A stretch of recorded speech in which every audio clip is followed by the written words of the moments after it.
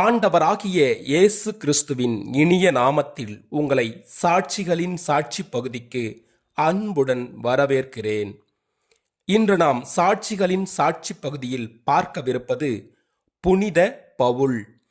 கிறிஸ்தவர்களை சிறையில் அடைத்து சித்திரவதை செய்ய வேண்டும் என்ற எண்ணத்தில் பயணமானார் சவுல். தமஸ்கு பட்டணத்தை நோக்கிய பயணம் அது. திடீரென வானில் ஒரு ஒளி. குதிரையிலிருந்து தரையில் விழுந்தார் சவுல்.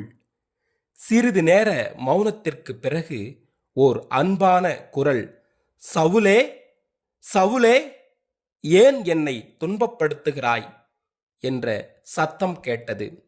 ஆளை காணவில்லை.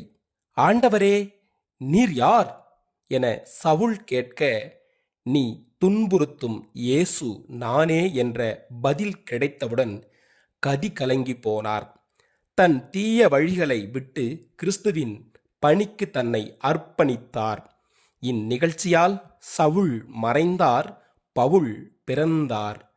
பழைய வாழ்வு அகன்றது, புது வாழ்வு அவருக்கு பிறந்தது.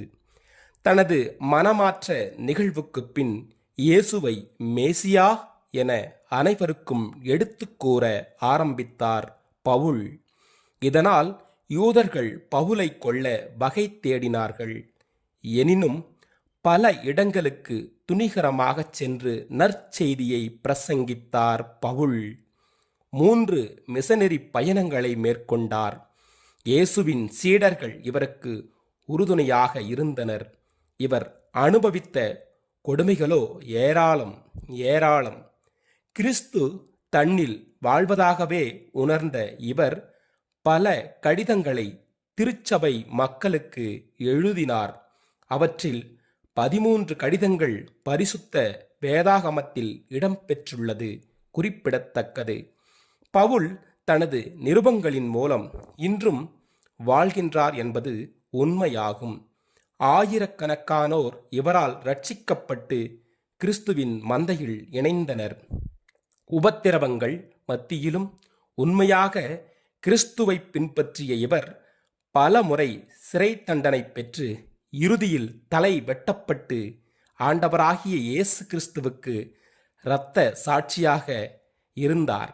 அன்பரே, நாமும் பழைய வாழ்வை களைந்து போட்டு பவுலைப் போல புதிய வாழ்வை ஆண்டவராகிய இயேசு கிறிஸ்துவுக்கு வாழ்வோம். கிறிஸ்து எனக்கு ஜீவன், சாவு எனக்கு ஆதாயம் என்று பரிசுத்த பவுல் சொன்னது போல நாமும் வாழ்வோம். ஆமேன்.